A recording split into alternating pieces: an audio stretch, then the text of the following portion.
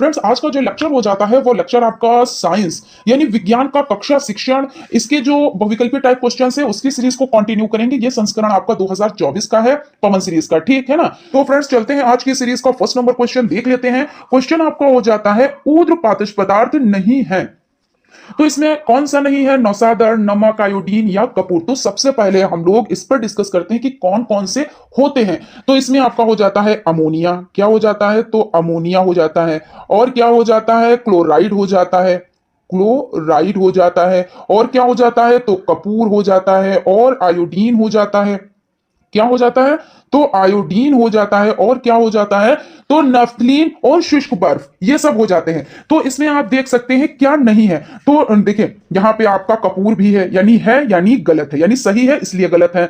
आपका नौसादर ये भी है यानी गलत है, और आपका आयोडीन ये भी है यानी ये भी आपका सही है तो गलत है, और जो नहीं है वो सही है। नमक इसमें नहीं आया यानी नमक ही सही है, यानी आपका बा ऑप्शन राइट है, क्योंकि क्वेश्चन ही पूछा गया है कि नहीं है, जो नहीं है वही क्या है, वही आपका सही है, ठीक है ना। चलते हैं नेक्स्ट क्वेश्चन की तरफ। क्वेश्चन आपका हो जाता है निम्नलिखित में से कीट भक्षी पौधा है। तो कीट भक्षी पौधा होता क्या है, कि अब आप सोचोगे कि मैम क्या कीट भक्षी भी पौधा होता है, यानी वो पौधा भी भक्षण करता है। तो हाँ बिल्कुल करता है, क्योंकि उसमें क्या होता है, नाइट्रोजन की कमी होती है, और जब नाइट्रोजन की कमी होती है उस कमी को पूरा करने के लिए क्या करता है, कीट भक्ष यानी कीटों को भक्षण करता है, यानी क्या करता है, कीटों को खाता है। कुछ इस टाइप का बना होता है। देखिए जो पौधा होता है इस तरह से आप समझोगे ये तो क्या हो गया, घड़ेनुमा, या इस तरह से जैसे जग। अब ये क्या करता है, ये अपना ढक्कन इस तरह से ये बना ही है, तो ये ढक्कन जो है हल्का सा ये खोल देता है। जब खोलता है तो इसमें से सुगंध निकलती है, तो जैसे मेढक हो जाते हैं और भी कीट पतंगे हो जाते हैं, जब खुशबू इनको महसूस होती है तो वो उसी तरफ भागते हैं। ये नहीं सोचते हैं कि अब हमारी जान चली जाएगी, और क्या करते हैं, जैसे कुछ आया कोई भी और वो इसी में चला जाता है, ये इनका क्या करते हैं, भक्षण कर लेते हैं। तो इसीलिए इसको क्या कहा जाता है, कीट भक्षी पौधा कहा जाता है, ठीक है ना। तो जैसा कि हमने बताया कि ये नाइट्रोजन की कमी इसमें होती है, क्योंकि ये उगते ही ऐसी जगह पे हैं जहां पे मिट्टी में नाइट्रोजन कम होता है, और ये क्या करते हैं, जब कीटों को खाते हैं तो इनको क्या होता है, नाइट्रोजन की जो इनकी पूर्ति होती है वो इनफ हो जाती है, यानी नाइट्रोजन इनको प्राप्त हो जाता है ना।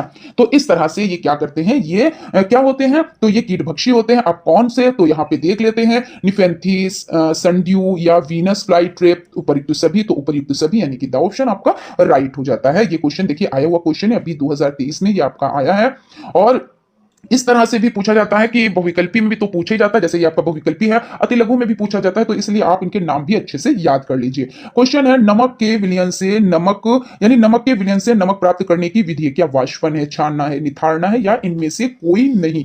तो इसमें क्या है, देखिए सामान्य नमक समुद्री जल के वाष्पीकरण से प्राप्त होता है ना। और वाष्पीकरण वो प्रक्रिया है जिसके द्वारा क्या होता है, कोई तरल पदार्थ किसी तत्व या युग के क्वथनांक से नीचे गैसीय रूप में क्या होता है, बदल जाता है ना। तो इस तरह से जो आपका वाष्पन हो जाता है, यानी ऑप्शन है वो राइट हो जाता है। क्वेश्चन आपका है द्रव्यमान का मात्रक क्या है। तो द्रव्यमान का मात्रक क्विंटल है, किलोग्राम है, ग्राम है, या टन है। तो द्रव्यमान का मात्रक हो जाता है SI, क्या है, SI किलोग्राम केजी, है ना, केजी जिसको कहते हैं। तो आपका हो जाता है बा ऑप्शन यानी कि किलोग्राम। प्रकाश संश्लेषण में उत्पन्न होने वाली ऑक्सीजन निकलती है तो जल से, कार्बन डाइऑक्साइड से, शर्करा से, या पर्णहरित से। तो इसमें आपका आंसर जो हो जाता है वो आपका जल हो जाता है, यानी कि आ ऑप्शन आपका राइट हो जाता है, ठीक है ना। प्रकाश संश्लेषण में उत्पन्न होने वाली ऑक्सीजन निकलती है क्या, जल से, ठीक है। उसके बाद क्वेश्चन है कोशिका भित्ति पाई जाती है। तो पादप कोशिका में, जंतु कोशिका में, पादप तथा जंतु दोनों कोशिकाओं में, या इनमें से कोई नहीं। अब क्वेश्चन आया इनमें से दोनों में या इनमें से कोई नहीं, भाई इन्हीं पे टिक करने का आप लोगों ने क्या किया, सोच लिया, मगर ऐसा नहीं है। ये भी होता है, इसमें भी इस तरह के जो क्वेश्चन आते हैं उसमें थोड़ा सा टाइम ज्यादा दिया कीजिए, ठीक है ना। तो जो कोशिका भित्ति पाई जाती है वो किसमें पाई जाती है, तो जैसे जीवाणु और कवक कोशिकाओं में मौजूद होती है, और जंतु कोशिका में क्या होती है, अनुपस्थिति होती है, और यहाँ पे जंतु कोशिका है यानी नहीं है, ये सही है ना। तो इस अकॉर्डिंग आपका क्या है, जो ऑप्शन है वो राइट है, यानी पादप कोशिका में। और जंतु कोशिका में क्या होती है, तो जंतु कोशिका में इसकी अनुपस्थिति होती है, यानी है ही नहीं, एब्सेंट है ना। उसके बाद आपका क्वेश्चन हो जाता है यौगिक का उदाहरण है। तो वायु, धुआं, चीनी, चीनी का विलयन। तो यौगिक का जो उदाहरण हो जाता है, देखिए यहाँ पे चीनी दिए हुए, तो यही आपका राइट आंसर होगा। और चीनी क्या है, चीनी एक यौगिक है, ये कार्बन, हाइड्रोजन, क्या यहाँ पे लिखते हैं, कार्बन आपका हो जाता है, और हाइड्रोजन, कार्बन और हाइड्रोजन, ठीक है ना, हाइड्रोजन और ऑक्सीजन, और क्या, और ऑक्सीजन, ऑक्सीजन के अनुपात, कितना अनुपात, तो 12:22:11 के अनुपात के एक निश्चित अनुपात में मिलकर बनता है। कितने अनुपात में, तो 12:22:11 के एक निश्चित अनुपात में मिलकर बनता है। हालांकि इसमें उपस्थिति सभी तत्वों का एक निश्चित अनुपात है, इसलिए ये क्या है, इसलिए ये यौगिक है, इसलिए आपका सा ऑप्शन राइट हो जाता है। ठीक है ना। कायिक प्रवर्धन संभव है। अब कायिक प्रवर्धन क्या होता है, तो पहले समझ लेते हैं इसमें ऑप्शन क्या क्या दिए हैं, जड़ द्वारा, तने द्वारा, पत्ती द्वारा या इन सभी के द्वारा। अब भाई इसमें भी इन सभी के द्वारा आ गया। अब थोड़ा ठहर के इस आंसर का यानी इस क्वेश्चन का जवाब देना है। ठीक है ना। तो सबसे पहले कायिक प्रवर्धन, तो कायिक प्रवर्धन बायोफाइलम में पत्तियों के माध्यम से होता है और बायोफाइलम की पत्तियों की ओर पर यानी कोर पर क्या होता है, जो पत्तियां होती है उसकी कोर पर मौजूद खांचों से अपस्थानिक कलिकाएं विकसित होती हैं और संतति पैदा करने के लिए अंकुरित हो जाती हैं। यानी इसमें जो आपका आंसर हो जाएगा वो क्या हो जाएगा, वो पत्तियों द्वारा हो जाएगा। यानी कायिक प्रवर्धन संभव है तो पत्तियों द्वारा, यानी सा ऑप्शन आपका राइट हो जाता है। क्वेश्चन है बल का मात्रक है न्यूटन, सेकेंड, किलोग्राम या इनमें से कोई नहीं। तो इसमें आपका हो जाता है आपका आ ऑप्शन है ना। तो आपका जो हो जाता है इसमें देख लेते हैं, बल का मात्रक है ये पूछ रहे हैं तो न्यूटन हो जाता है। और इसमें एक चीज और समझ लेते हैं, भार और बल, किसका किसका, भार और बल दोनों का क्या होता है, दोनों का एस आई मात्रक क्या होता है, एस आई मात्रक बराबर न्यूटन। ठीक है ना। तो न्यूटन हो जाता है, ऑप्शन राइट हो जाता है। नेक्स्ट क्वेश्चन है, निम्नलिखित में से संयुक्त पत्ती छांटिए। तो संयुक्त पत्ती क्या होती है और सरल पत्ती क्या होती है, क्योंकि पत्ती दो तरह की होती है, एक संयुक्त होती है, एक सरल होती है। तो पहले समझते हैं सरल पत्ती। जैसे आप मान लीजिए ये पत्ती है इस तरह से, अभी देखिए ये डंठल इस तरह से होता है और पत्तियां कुछ इस तरह से होती हैं। ठीक है ना। पत्तियां कुछ इस तरह से होती हैं। तो ये किसका रूप है, ये हो जाता है सरल पत्ती। क्यों हो जाता है, क्योंकि ये एक सीक्वेंस में नहीं है। कि सीक्वेंस का मतलब ये नहीं है कि इस तरह है तो इस तरह है, इस तरह है तो इस तरह है। यानी क्या है, ये एक यहां पर है तो फिर एक ऊपर है, फिर एक इधर है, फिर थोड़ा सा बढ़ के है। यानी एक सीक्वेंस में ना होकर ये एक यहां पर तो एक दूसरी यहां पर तो तीसरी यहां पर, तो इस तरह से। तो इसको क्या कहते हैं, तो सरल पत्ती कहते हैं। और सरल पत्ती किसमें होती है, जैसे आपकी हो जाती है सरल पत्ती अमरूद में पाई जाती है। अमरूद की पत्ती कैसी होती है, तो सरल पत्ती होती है। पीपल की होती है, क्योंकि जरूरी नहीं कि एक ही चीज आ जाए, कुछ भी हो सकता है, कुछ भी पूछा जा सकता है। भाई सरल पत्ती के बारे में आपको नॉलेज है तो आपसे कोई भी क्वेश्चन कर लिया जाए इससे रिलेटेड, आप आंसर दे पाओगे, है ना। तो पीपल हो जाता है, यहाँ पे पीपल है, ठीक है, पीपल हो जाता है। और क्या हो जाता है, और केला हो जाता है। और क्या हो जाता है, तो आम हो जाता है। इसमें क्या है, इसमें ये सरल पत्तियां हैं, इसमें पाई जाती हैं। और अगर संयुक्त पत्ती की बात की जाए तो संयुक्त पत्ती कैसे होती है, जैसे गुलाब की पत्ती होती है। देखिए इसको इरेज करके बताते हैं। जैसे आपकी गुलाब की पत्तियां होती है तो कैसे होती है, गुलाब की पत्ती कुछ इस तरह से होती है, जैसे ये यहाँ पे पत्ती है तो ये इसमें जुड़ गई, फिर ये इसमें जुड़ गए और ये इसमें जुड़ गए। हालांकि पत्ती तो इस तरह से कांटे नुमा होती है ना, इस तरह से होती है ना, तो फिर ये जुड़ी हुई होती है। तो ये क्या होती है, गुलाब की पत्ती। अब यहाँ पे 3-5 पत्ती का एक इस तरह से पुच्छ बना होता है, तो यानी क्या होता है कि ये संयुक्त पत्ती कहलाती है। तो यहाँ पर आप समझ लें कि पूछ रहे हैं संयुक्त पत्ती छांटिए, तो आम की पत्ती तो सरल हो गई, अमरूद की पत्ती भी सरल हो गई, और इसमें ऑप्शन है नींबू की पत्ती, और इनमें से कोई नहीं। तो आपकी जो नींबू की पत्ती है राइट है, क्योंकि नींबू की पत्ती, नारंगी, नीम, गुलाब ये सब क्या है, तो ये संयुक्त पत्ती है। किसकी किसकी होती है, तो नींबू की हो जाती है और नारंगी की हो जाती है, नारंगी की और नीम की पत्ती हो जाती है और गुलाब की पत्ती हो जाती है। तो और ये सब क्या है, ये संयुक्त पत्ती के उदाहरण इसमें, ये यानी संयुक्त पत्ती के उदाहरण है इसमें, नींबू, नारंगी, नीम, गुलाब ये सब। ठीक है।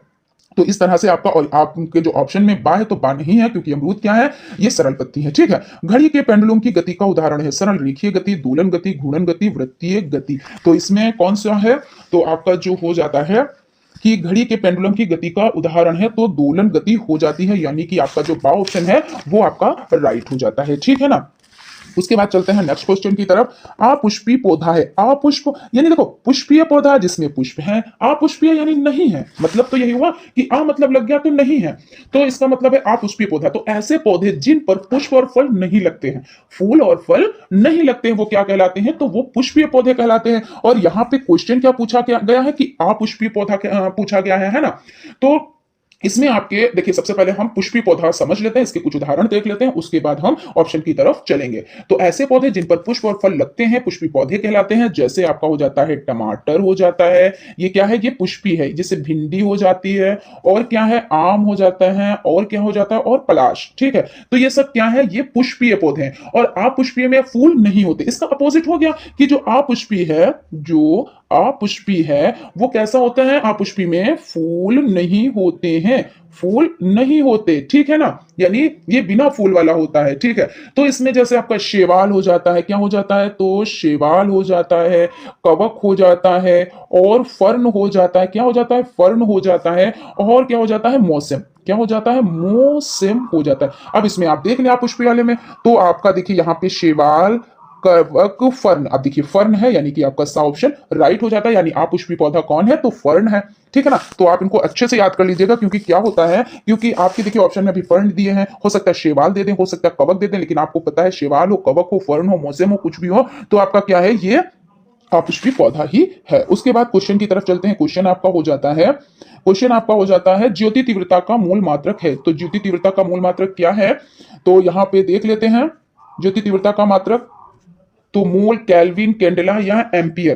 तो इसमें आपका हो जाता है ज्योति तीव्रता का मात्रक, एसआई मात्रक कैंडेला, यानी कैंडेला आपका हो जाता है कैंडेला, ब्रैकेट में सी डी, ठीक है ना, कैंडेला हो जाता है। तो इस तरह से आपका जो सा ऑप्शन है वो राइट हो जाता है।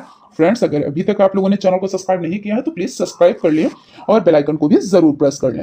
ऊर्ध्वाधर विधि द्वारा निम्नलिखित को पृथक किया जाता है, चीनी एवं जल के मिश्रण को, रेत एवं जल के मिश्रण को, लकड़ी का बुरादा एवं लोहे के चूर्ण के मिश्रण को, नमक एवं कपूर के मिश्रण को। तो आपका देखिए इसमें समझ लेते हैं पहले, ऊर्ध्वपातन की प्रक्रिया में क्या होता है, प्रक्रिया में जो द्रव अवस्था नहीं होती है, लेकिन क्या होता है, लेकिन ऊर्ध्वपातन वो प्रक्रिया है जिसमें किसी ठोस पदार्थ को गर्म करने पर सीधे द्रव में और ठंडा करने पर फिर से ठोस अवस्था में आ जाता है। यानी कहने का मतलब क्या होता है कि ऊर्ध्वपातन वो प्रक्रिया हो जाती है जिसमें किसी ठोस पदार्थ को गर्म करने पर सीधे वो द्रव्य और ठंडा करने पर फिर से वो ठोस अवस्था में आ जाता है, ठीक है ना। तो कपूर क्या हो जाता है, कपूर वो पदार्थ है जो ऊर्ध्वपातन प्रक्रिया के माध्यम से गुजर सकता है, यानी गुजर सकता है क्या है कि किसी कोई ठोस है तो गर्म करने पर वो द्रव्य हो सकता है, और द्रव्य होने पर वो क्या होता है, फिर से ठोस हो सकता है। तो इस प्रक्रिया से कौन गुजर सकता है, तो कपूर गुजर सकता है। तो यदि इसलिए नमक और कपूर का नमूना दिया जाए तो हमें ऊर्ध्वपातन के जरिए अलग हम इसको कर सकते हैं, मिश्रण को फ्लास्क में रखा जाता है। तो इस तरह से आपका क्या हो जाता है, नमक एवं कपूर के मिश्रण को। तो अब आपको समझ आया कि क्या होता है कि जो ठोस प्रक्रिया होती है उससे द्रव्य और फिर से वो ठोस में बदल जाए तो नमक और कपूर ही इस प्रक्रिया से गुजर सकते हैं। तो ये आपका द ऑप्शन राइट हो जाता है, नमक से तने का रूपांतरण नहीं है। तो अदरक, शकरकंद, आलू, हल्दी, तो शकरकंद एक रूपांतरित अपस्थानिक जड़ है, रूपांतरण नहीं है यानी शकरकंद है। और अगर बात की जाए जो आपका अदरक, आलू और हल्दी हो जाते हैं, ये क्या है, ये तने के रूपांतरित हो जाते हैं, ये क्या होते हैं, जबकि आलू हल्दी के तने ये क्या है, ये रूपांतरित हो जाते हैं। तो आपका नहीं है, तो रूपांतरित नहीं है, तो शकरकंद ही आपका हो जाता है। और उसके बाद आपका हो जाता है, जंतुओं तथा पौधों दोनों में उभयनिष्ठ कौन से लक्षण पाए जाते हैं, तो प्रजनन, वृद्धि, पोषण, तो सभी पाए जाते हैं जंतु पौधों में, है ना, प्रजनन भी होता है, वृद्धि भी होती है, पोषण भी होता है, तो उपरोक्त सभी, यानी द ऑप्शन आपका राइट हो जाता है। जंतु होते हैं परपोषी या स्वयंपोषी, या आ और बा दोनों, या इनमें से कोई नहीं, तो आ और बा दोनों या इनमें से कोई नहीं, क्या ये सही है, नहीं बिल्कुल नहीं, ये तो दोनों नहीं सही है। स्वयंपोषी या परपोषी, अब बात कर लेते हैं कि आखिर कहते किसको हैं, है ना। तो कहते किसको, यानी जंतु अपना जो भोजन होता है वो स्वयं नहीं बना सकता, क्या करते हैं, जैसे पेड़ पौधे अपना भोजन क्या करते हैं, सूर्य के प्रकाश में अपना भोजन स्वयं बनाते हैं। भाई ये सूर्य है और ये पौधे यहाँ पे लगे हुए हैं, तो ये क्या करते हैं, ये अपना भोजन स्वयं बना लेते हैं। ये पेड़ पौधे हैं, मान लीजिए कुछ भी पेड़ पौधे हो गए, ये क्या है, सूर्य के प्रकाश में अपना भोजन स्वयं बना लेते हैं। लेकिन क्या जंतु जो है वो अपना भोजन सूर्य के प्रकाश से स्वयं, हालांकि ऐसा नहीं है कि सूर्य का बंटवारा, यानी सूर्य ने बंटवारा कर रखा है कि हम सिर्फ पौधों को ही रोशनी देंगे और जंतु को नहीं देंगे, ऐसा नहीं है। लेकिन क्या ये सूर्य के प्रकाश में अपना भोजन नहीं बना पाता है, इसको क्या होता है, दूसरे के सहारे की जरूरत होती है। पेड़ पौधे खाते हैं, मांस मच्छी, ये सभी चीजें है ना, कुछ होते हैं जो मांसाहारी होते हैं, कुछ होते हैं तो शाकाहारी होते हैं। कहने का मतलब है कि दूसरों पर डिपेंड है, यानी निर्भर है ना। तो क्या होता है, वो अपने अपने भोजन के लिए क्या होता है, दूसरों पर जो निर्भर होते हैं, इसलिए जंतुओं को क्या कहा जाता है, तो जंतुओं को कहा जाता है परपोषी। परपोषी मतलब किसी पर, ऐसे याद रखिए, किसी पर निर्भर होना परपोषी कहलाता है। स्वयंपोषी यानी वो स्वयं अपने पे निर्भर है, यानी पेड़ पौधे क्या है तो स्वयंपोषी है, जंतु क्या है तो परपोषी है। तो आपसे अगर क्वेश्चन में आ जाए कि भाई जंतु क्या है तो परपोषी और पेड़ पौधे क्या है तो स्वयंपोषी, क्योंकि वो क्या करते हैं, सूर्य के प्रकाश में अपना भोजन स्वयं बना लेते हैं, ठीक है। पौधों में प्रजनन होता है, कैसा होता है, लैंगिक होता है या अलैंगिक होता है। अब इसमें देखिए आपका लैंगिक प्रजनन, अलैंगिक प्रजनन, कायिक प्रजनन और निषेचित प्रजनन। अब इसमें आपको एक ही पे टिक करना रहेगा, और हालांकि जबकि दो इसमें सही है। तो इस सूरत में आप क्या करेंगे, कभी कभी ऐसा होता है, देखिए यहाँ पे इस सूरत में क्या करेंगे, तो पहले यहाँ पे समझते हैं कि ऐसा क्यों है। उसके बाद में आंसर की तरफ चलते हैं, ठीक है ना। तो कहने का मतलब यह है कि जो पादप है, ठीक है ना, अनेक विधियों द्वारा यानी कई तरह की विधियों द्वारा क्या करते हैं, अपनी संतति उत्पन्न करते हैं। बिल्कुल सही है, क्योंकि ये कई तरह से संतति उत्पन्न करते हैं। इनमें जो जनन होता है दो प्रकार का होता है। कौन कौन सा होता है जो जनन जनन कितने प्रकार का होता है, तो दो प्रकार का होता है। कौन कौन सा, तो लैंगिक जनन और अलैंगिक जनन। देखिए, लैंगिक जनन भी हो गया और अलैंगिक जनन भी हो गया, ठीक है। अलैंगिक जनन में क्या होता है, अलैंगिक जनन में ये होता है, यहां पे लिख देते हैं, या यहां पे हम इसको इरेज करके अलैंगिक जनन में लिख देते हैं। अलैंगिक अलैंगिक जनन में क्या होता है, जनन में यह होता है कि इसमें पादप बिना बीजों के ही नए पादप को उत्पन्न कर सकते हैं। अलैंगिक यानी बिना लिंग के, आप नाम से समझ सकते हो कि क्या होता है, बिना बीजों के ही नए पादप को उत्पन्न कर सकता है। और जबकि लैंगिक में क्या होता है, जबकि लैंगिक, यहाँ पे थोड़ा सा उसमें एक गा ज्यादा बन गया था, इस पे कोई इशू नहीं करिएगा, क्योंकि हो जाता है कभी कभी, ठीक है ना। तो यहाँ पे लैंगिक है, तो यहाँ पे लैंगिक जनन में नए पादप बीजों से प्राप्त होते हैं। तो इसका मतलब क्या हो गया, पौधों में प्रजनन दो तरह से होता है, लैंगिक प्रजनन और अलैंगिक प्रजनन। लेकिन इसमें ऑप्शन ऐसा नहीं है, तो आपको एक ही पे टिक करना है, तो आप बा पे टिक करें, क्योंकि सीरीज में है, ऐसा जरूरी नहीं कि सीरीज में वही सही है, कभी कभी मिसप्रिंट भी हो जाता है। लेकिन अगर यहाँ पे आ और बा दोनों होते हैं तो आपका ये सही होता है ना। उसके बाद आपका कौन सा है, कौन सा पौधा अधिक उपयोग के कारण संकटग्रस्त हो गया। अब संकटग्रस्त यानी वो संकट में है, वो पौधा, वो जो उसकी प्रजाति है वो संकट में है। तो ऐसा होता क्यों है, कहते नहीं है कि किसी की खूबी ही उसके लिए नुकसानदायक हो जाती। कभी कभी किसी भी मनुष्य मान लीजिए, किसी जानवर में मान लीजिए, किसी पौधे में मान लीजिए, अभी मनुष्य में ही आप एग्जाम्पल ले लें कि जिसमें सबसे ज्यादा जो खूबी होगी, कभी कभी वही उसकी सबसे ज्यादा परेशानी का कारण बन जाती है ना।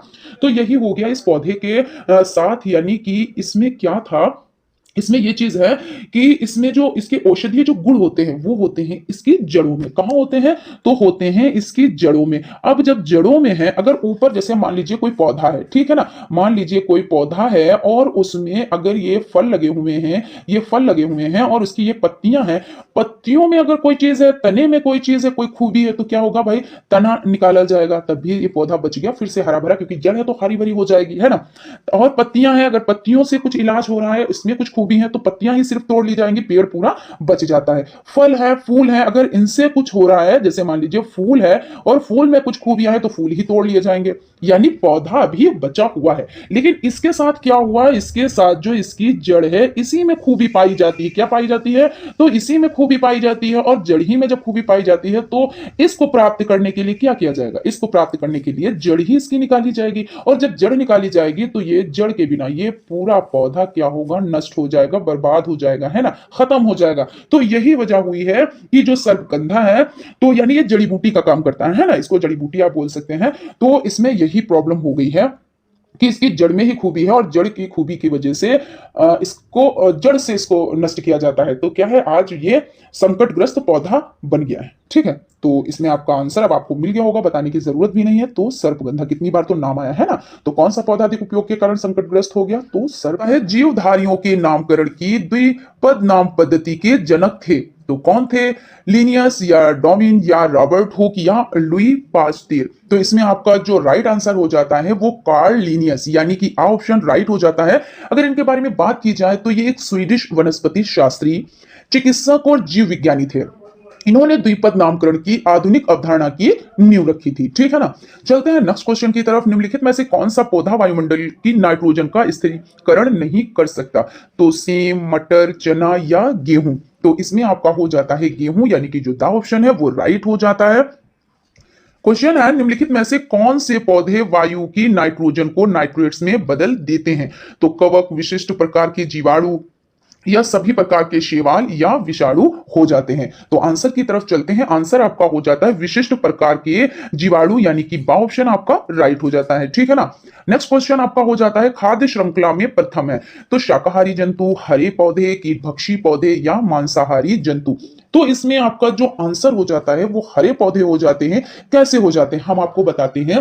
खाद्य श्रृंखला, आपका देखिए खाद्य जाल होता है और आपका खाद्य श्रृंखला होता है।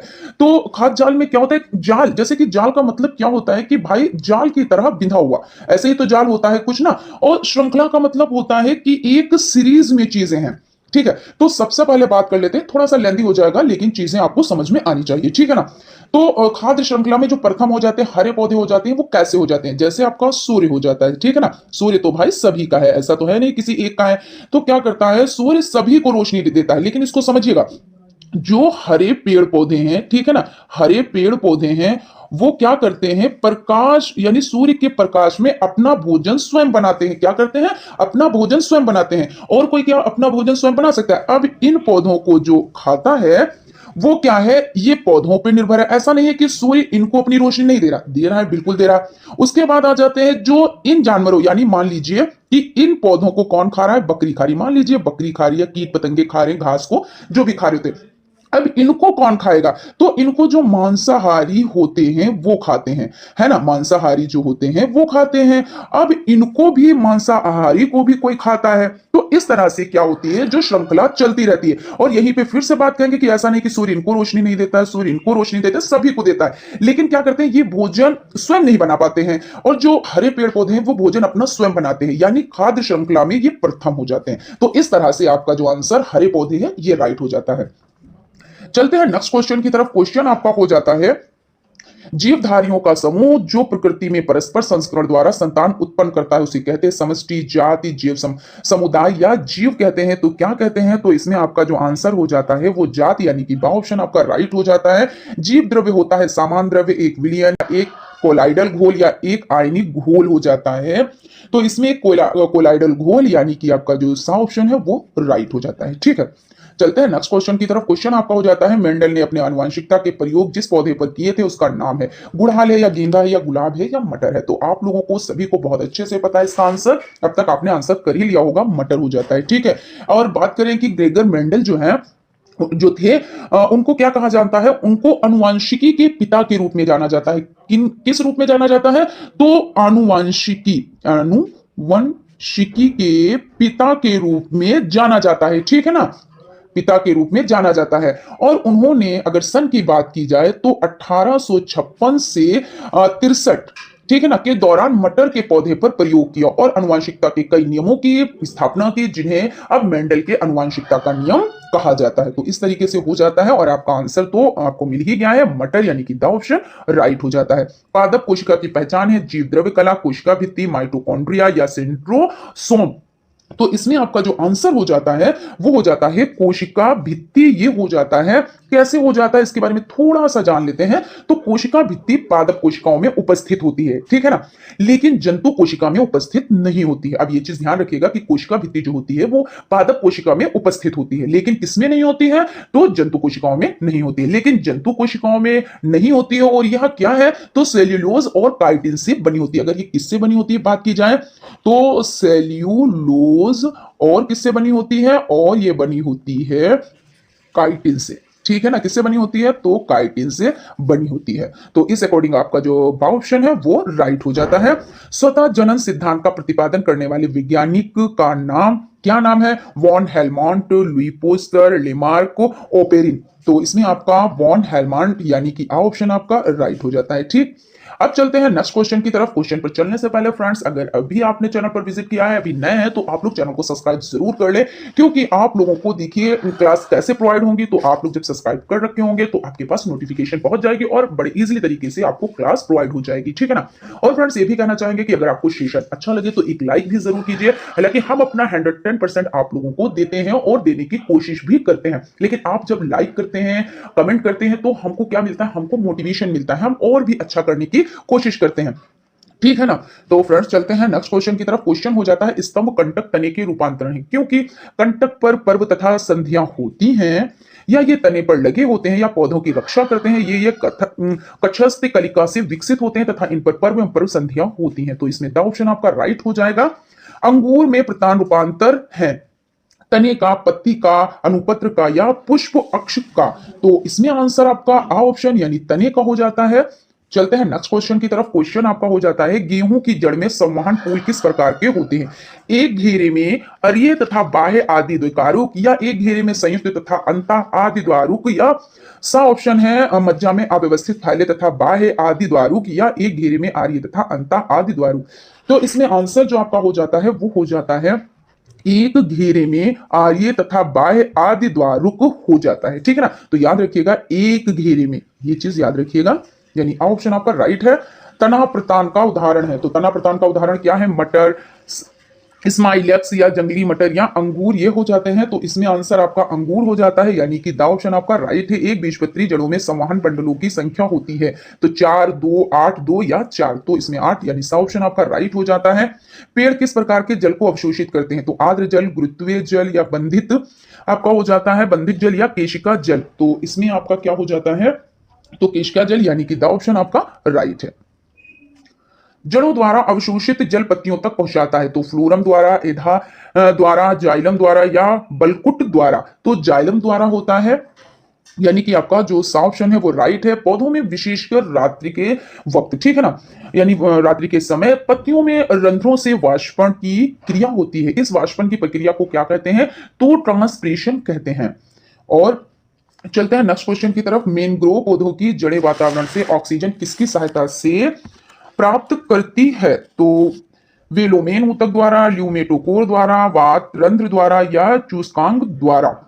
तो आंसर इसका क्या हो जाता है, न्यूमेटोकोर द्वारा, यानी कि ब ऑप्शन आपका राइट हो जाता है। इसमें देख लेते हैं मैंग्रोव, इसके बारे में बात करें तो मैंग्रोव ऐसे शुभ या वृक्ष होते हैं, क्या होते हैं, तो शुभ या वृक्ष होते हैं जो खारे पानी या अर्ध खारे पानी में पाए जाते हैं। कहां पाए जाते हैं, तो खारे पानी में या किसमें, तो पानी में, यहाँ पे पानी हो जाता है, पानी या अर्ध खारे पानी में, अर्ध का मतलब आधा है ना, अर्ध खारे पानी में पाए जाते हैं, खारे पानी में। और बात की जाए कि ल्यूमेटोफोरस जड़ें हैं जो दलदली क्षेत्रों में उगने वाले पौधों द्वारा श्वसन के लिए, ऑक्सीजन प्राप्ति करने के लिए लंबवत ऊपर की ओर बढ़ती है, यानी लंबवत ऊपर की ओर इस तरह से बढ़ती जाती हैं, ठीक है ना। तो आंसर तो आपको मिल ही गया होगा, जो आपका ऑप्शन है वो राइट है। सबसे अधिक जल अवशोषण की क्रिया होती है किसमें, जल के शीर्ष पर, मूल रोम प्रदेश में या पुरातन प्रदेश में, या आपका हो जाता है दीर्घी प्रदेश में। तो आंसर की तरफ चलते हैं, मूल रोम प्रदेश, यानी कि ऑप्शन आपका राइट है। मूसला जड़ पाई जाती है मक्का में, सरसों में, धान में, गन्ना में। तो मूसला जड़ किसमें पाई जाती है, तो आपको अच्छे से पता है कि मूसला जड़ किसमें, तो सरसों में पाई जाती है। और किसमें अगर पाई जाती है बात की जाए, क्योंकि इससे रिलेटेड देखिए ऐसा क्वेश्चन भी आता है, जैसे आपका ऑब्जेक्टिव टाइप भी आ गया, ठीक है, आपका अति लघुत्तरीय टाइप भी आ गया, लघु में भी आ गया।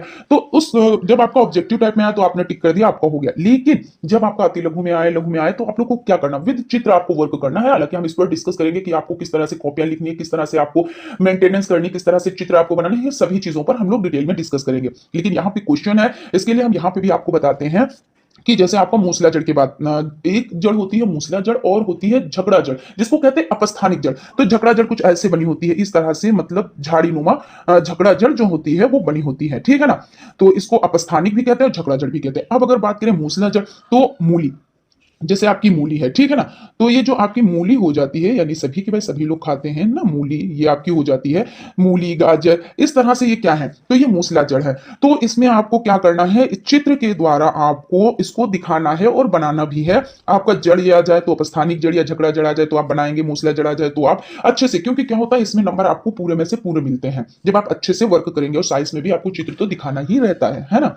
तो इस तरह से आपका जो आंसर हो जाता है वो सरसों हो जाता है। बरगद में पौधों की शाखाओं से लटकने वाली जड़ें होती हैं, कैसी होती हैं, अब स्तंभक जड़ें, आरोही जड़ें, अग्राग्राही जड़ें या स्तंभ जड़ें।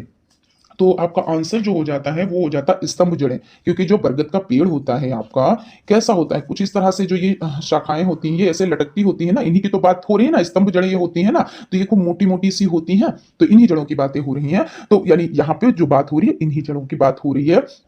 तो बरगद में पौधे की शाखाओं से लटकने वाली जड़ें कौन सी होती है, तो स्तंभ जड़ें, यानी कि द ऑप्शन आपका राइट हो जाएगा, ठीक है ना। क्वेश्चन है, सरसों के पौधे में पाया जाने वाला पुष्प क्रम, तो क्या होता है, सीमाक्ष होता है, सीमाक्ष, मुंडक या सूकी। तो जो आपका आंसर हो जाता है वो कौन सा हो जाता है, 40 नंबर का है आपका, तो हो जाता है आसीमाक्ष हो जाता है, यानी कि ऑप्शन आपका राइट है। सरसों का पौधा है झाड़ी, वृक्ष, सूकाई या शाक। तो ये आपका क्या है, तो ये शाक है। सरसों का जो पौधा है वो क्या है, तो शाक है। और सरसों के पौधे के अगर वैज्ञानिक नाम की बात की जाए तो ब्रेसिका कम्प्रेस्टिस है, और इसकी ऊंचाई कितनी, तो 1 से 3 फुट तक 3 फुट तक होती है और ये बहुत मोटे तने का पौधा नहीं होता है। आपने देखा होगा ना कि सरसों का जो पौधा होता है तो उसको क्या करते हैं, उसकी सब्जी भी खाई जाती है, यानी साग जिसको बोलते हैं कि सरसों का साग, मक्के की रोटी, है ना, तो उसका साग भी खाया जाता है। और इससे क्या क्या होता है, तो इससे तेल यानी सरसों का जो तेल ऑयल होता है ना, जो खाने में यूज किया जाता है वो, तो इस तरह से बहुत मोटा तो नहीं होता है ना, ये चीज हो जाती है। तो इसमें आपका जो द ऑप्शन है वो राइट हो जाता है। क्वेश्चन है, दूब घास पौधा है तो विसर्पी, अनुसर्पी, आरोही, बल्लरी। तो दूब घास जो पौधा है वो कैसा है, तो यहां पे हम देख लेते हैं। आपका हो जाता है विसर्पी, है ना, दूब घास एक विसर्पी पौधा है, तो आ ऑप्शन आपका राइट हो जाता है।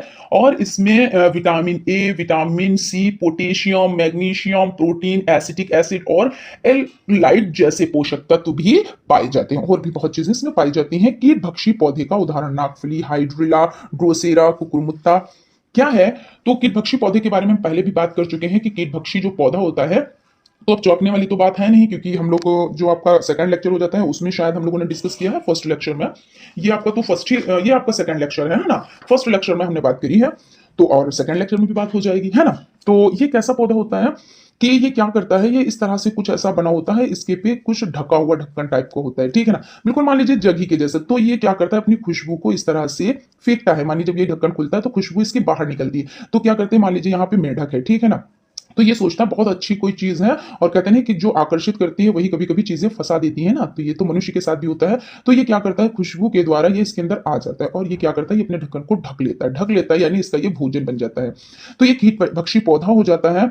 अब कौन कौन से पौधे हैं, तो जैसे आपका हो जाता है ड्रोसेरा हो जाता है, कौन सा, ड्रोसेरा हो जाता है, नेफेंथीस हो जाता है, डायनिया हो जाता है, यूट्रिक्यूलेरिया हो जाता है और पिचर पौधा। अब आप कहेंगे कि मैडम ये बहुत ज्यादा इंपॉर्टेंट है, हम आपसे कहेंगे कि ये बहुत ही ज्यादा इंपॉर्टेंट है। आपका ये बहुविकल्पी टाइप में तो आएगा ही आएगा, यानी आता ही आता है। आपका अतिलघु में भी आ सकता है, यानी नाम लिखने का आ जाता है कि कीटभक्षी पौधों के नाम बताएं, या 2 कीटभक्षी पौधों के नाम लिखें, या 1 लिखें, या 3 लिखें। तो आपको क्या करना है, बहुत अच्छे से याद रखना है, ड्रोसेरा, नेफेंथीस, डायोनिया, यूट्रिकुलेरिया, पिचर पौधा, ये सभी हो जाते हैं। और ये ऐसा करते क्यों है, आखिर ये कीड़ों को क्यों फंसाकर खा जाते हैं, तो ये इसलिए खा जाते हैं क्योंकि जो ये जहां पे उगते हैं वहां पे किस चीज की कमी होती है, तो यानी क्या करते हैं ये, देखिए इसमें जो पोषक तत्व होते हैं वो प्राप्त करने के लिए कीटभक्षी पौधों की कमी वाली मिट्टी में, यानी ये कहां पे उगते हैं, तो जहां पे पोषक तत्व की कमी होती है, और जब पोषक तत्व की कमी होती है तो इनको पूरा करने के लिए ये कीटभक्षी पौधे होते हैं और कीटों को खाते हैं, ठीक है। तो यहाँ पर आपका जो सा ऑप्शन है वो राइट हो जाए। और अगर अभी आपने चैनल पर विजिट किया है और अभी तक आप लोगों ने चैनल को सब्सक्राइब नहीं किया है, तो चैनल को सब्सक्राइब भी कर लें और बेल आइकन को भी जरूर प्रेस कर लें, इससे कोई भी नोटिफिकेशन हो वो आप तक पहुंच सके। Thank you.